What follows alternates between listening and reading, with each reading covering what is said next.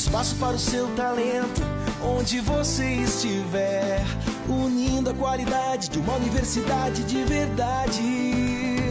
A qualquer hora, em qualquer lugar, se eu penso em EAD, eu penso em Unipar.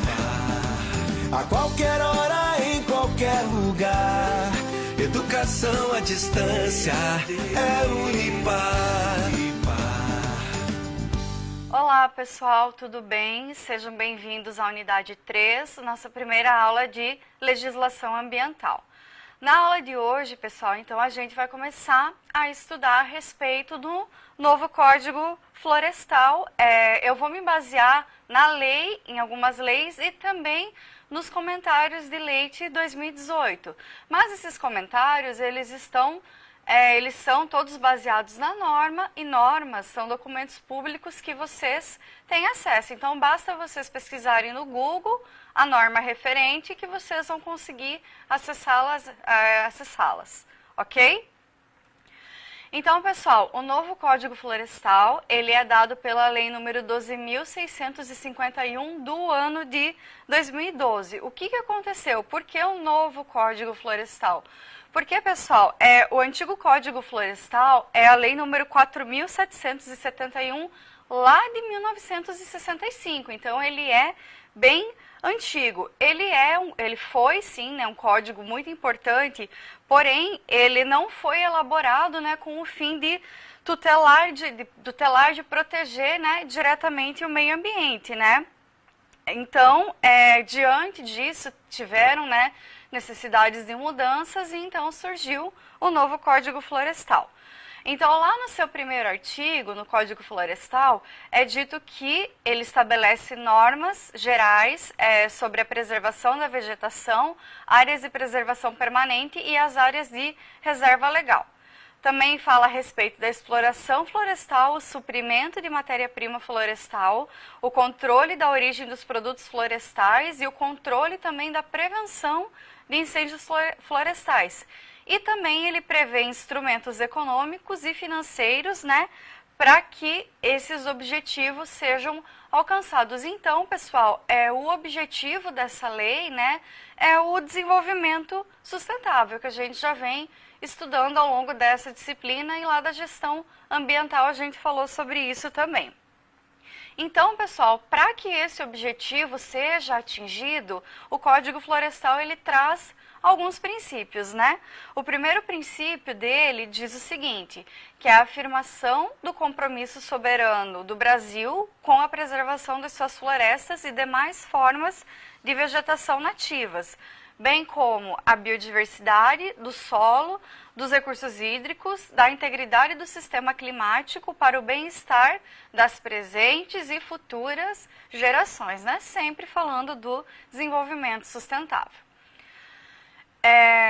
Segundo princípio, pessoal, então, é a reafirmação da importância da função estratégica da atividade agropecuária e do papel das florestas e demais formas de vegetação nativa na sustentabilidade, no crescimento econômico, na melhoria da qualidade de vida da população e na presença do país, né, nos mercados nacional e internacional de alimentos e bioenergia.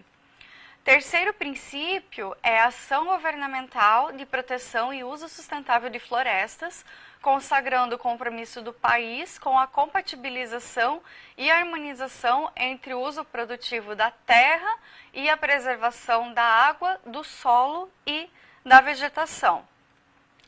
Quarto princípio é o princípio da responsabilidade comum da União, dos Estados e Distrito Federal e municípios, em colaboração com a sociedade civil, na criação, então, de políticas para a preservação e a restauração da vegetação nativa e de suas funções ecológicas e sociais, tanto nas áreas urbanas quanto nas áreas rurais. Quinto princípio, fomento à pesquisa científica e tecnológica, incentivos, né, na pesquisa, na busca da inovação para o uso sustentável, né, do solo e da água, a recuperação e a preservação das florestas e demais formas de vegetação nativa. E sexto princípio é a criação e mobilização de incentivos econômicos para fomentar a preservação e a recuperação da vegetação nativa para promover o desenvolvimento de atividades produtivas sustentáveis. Então, seguindo, né, o desenvolvimento da lei, lá no artigo 2º do Código Florestal está escrito basicamente o que está escrito lá no artigo 225 da Constituição Federal que a gente estudou.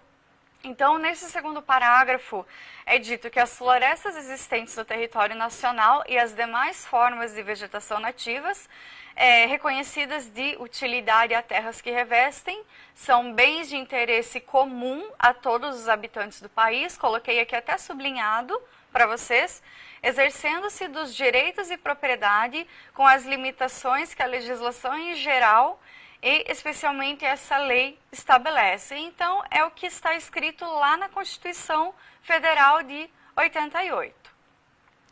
Então, seguindo, no parágrafo 1º, na utilização e exploração da vegetação, as ações ou omissões que são contrárias às disposições dessa lei são consideradas, né, uso irregular da propriedade.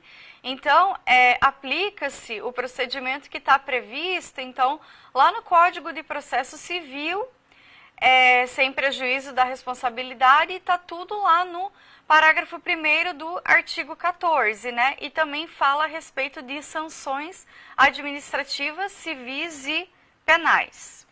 Então, pessoal, seguindo o parágrafo 2º, as obrigações previstas nessa lei, elas têm natureza real e são transmitidas ao sucessor, aos futuros donos, né, da terra, de qualquer natureza, né, no caso de transferência de domínio ou posse do imóvel rural.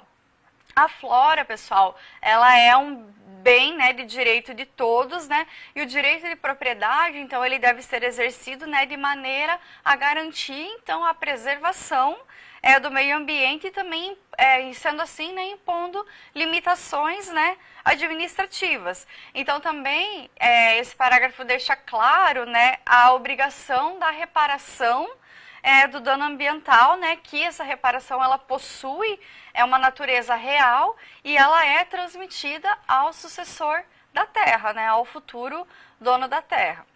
O artigo 3º, ele traz algumas definições, né, de alguns conceitos que são aplicáveis à legislação ambiental. O primeiro conceito, pessoal, é o conceito de Amazônia Legal. O que é a Amazônia Legal? A Amazônia Legal são essas áreas, né, que está em verdinho aqui para vocês, que vocês conseguem visualizar, e engloba os estados, então, do Acre, do Amazonas, Roraima, Rondônia, Amapá, Mato Grosso e uma parte dos estados do Tocantins e Goiás e do Maranhão. Então, todo esse território, ele é considerado área de Amazônia Legal, ok? Área de Preservação Permanente, ou APP, é uma área protegida. Essa área ela pode estar coberta ou não pela vegetação nativa e ela possui uma função ambiental de preservar os recursos hídricos, né, a paisagem, a estabilidade geológica e a biodiversidade. Também facilitar o fluxo, né, gênico da flora e da fauna, proteger o solo e assegurar também o bem-estar das populações humanas. Outro conceito importante que é trazido nesse Código Florestal também é o conceito de reserva legal. Reserva legal, então, é uma área que está localizada no interior de uma propriedade ou de uma posse rural e ela possui a função, né, de assegurar, então, o uso econômico. Visando o quê? Visando, então, auxiliar, né, o uso sustentável, né, dos recursos naturais deste imóvel rural. Auxilia também, então, na conservação e na reabilitação dos processos ecológicos e também promove a conservação da biodiversidade, também um abrigo e proteção à fauna silvestre e também da flora nativa. Outro conceito que essa lei traz é área rural consolidada. O que é uma área rural consolidada? É uma área rural, um imóvel rural com ocupação antrópica, né? Ocupação pelo homem pré-existente, ou seja, antes de 22 de julho de 2008.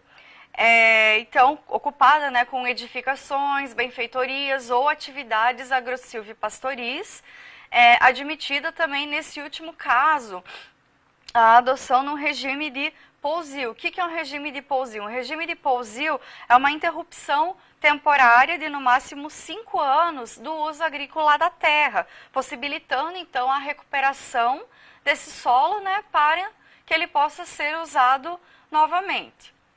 Outro conceito importante, pequena propriedade ou posse rural familiar, é aquela área, né, aquela propriedade explorada, então, mediante ao trabalho do agricultor familiar e empreendedor de família rural, incluindo também os assentamentos e projetos de reforma agrária e que atenda, né, ao que está disposto na Lei número 11.326, lá de 24 de julho de 2006. Outro conceito, pessoal, é o uso alternativo do solo. O que é o uso alternativo do solo? É a substituição de vegetação nativa e formações sucessoras por outras coberturas do solo, como, por exemplo, atividades agropecuárias, industriais, geração e transmissão de energia, de mineração, de transporte, assentamentos urbanos ou outras formas de ocupação humana. E um outro conceito é manejo sustentável. Manejo sustentável nada mais é que a administração da vegetação natural para se obter, então, benefícios econômicos, sociais e ambientais. Claro, respeitando-se os mecanismos, né, de sustentação do ecossistema, né, e considerando também, cumula ou alternativamente, a utilização, né, de múltiplas espécies madeireiras ou não, múltiplos produtos e também subprodutos da flora, bem como a utilização de outros bens e serviços.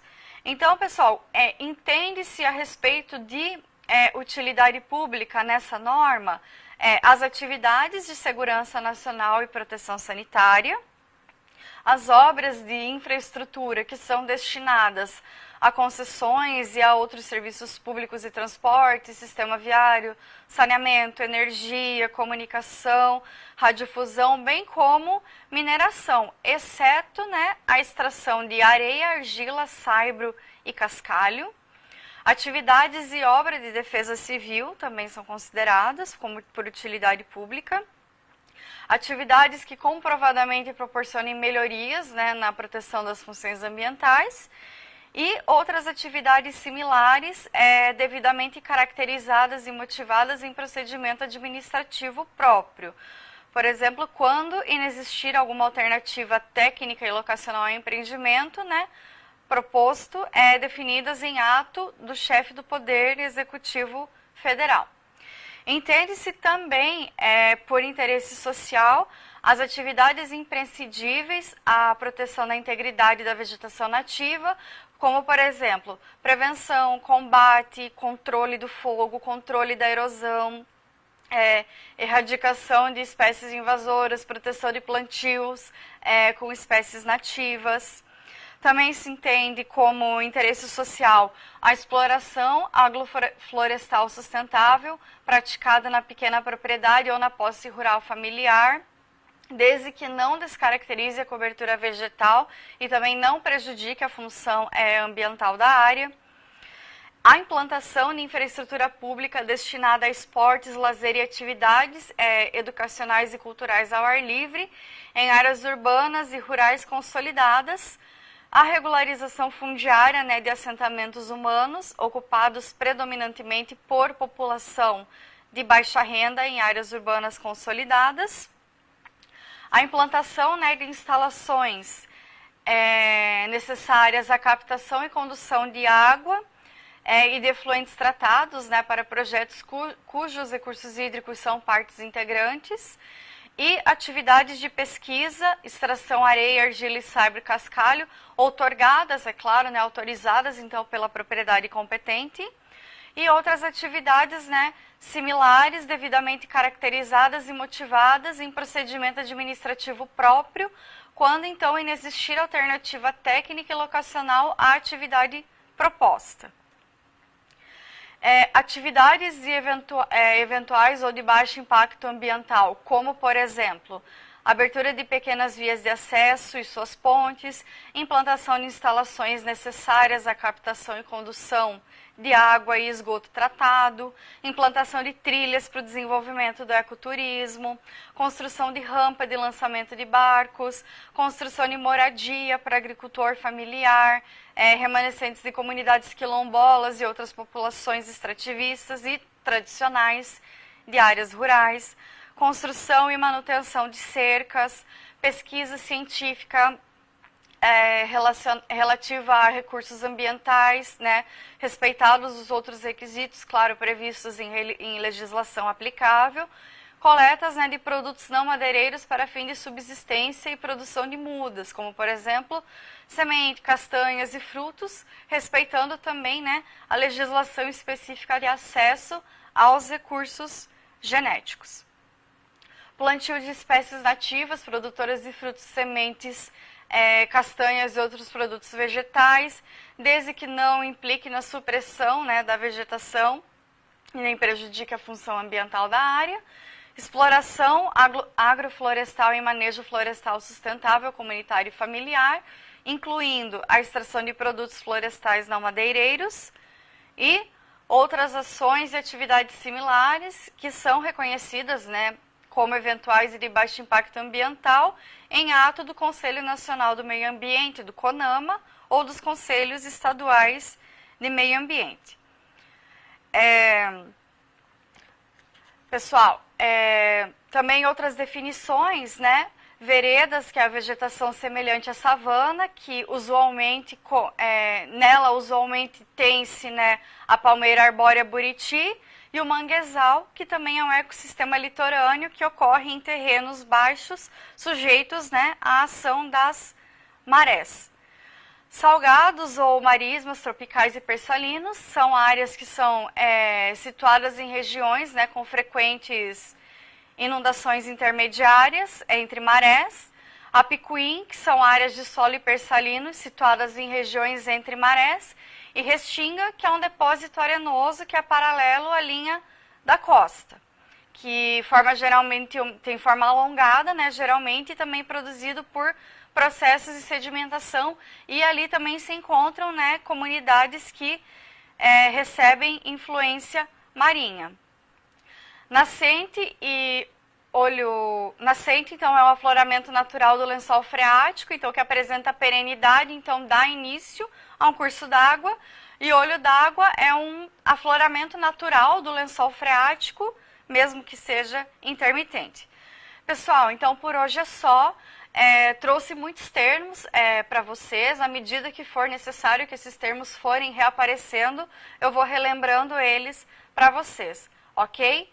Muito obrigada, pessoal, e até a próxima aula. Um espaço para o seu talento, onde você estiver, unindo a qualidade de uma universidade de verdade. A qualquer hora, em qualquer lugar. Se eu penso em EAD, eu penso em Unipar. A qualquer hora, em qualquer lugar. Educação à distância é Unipar.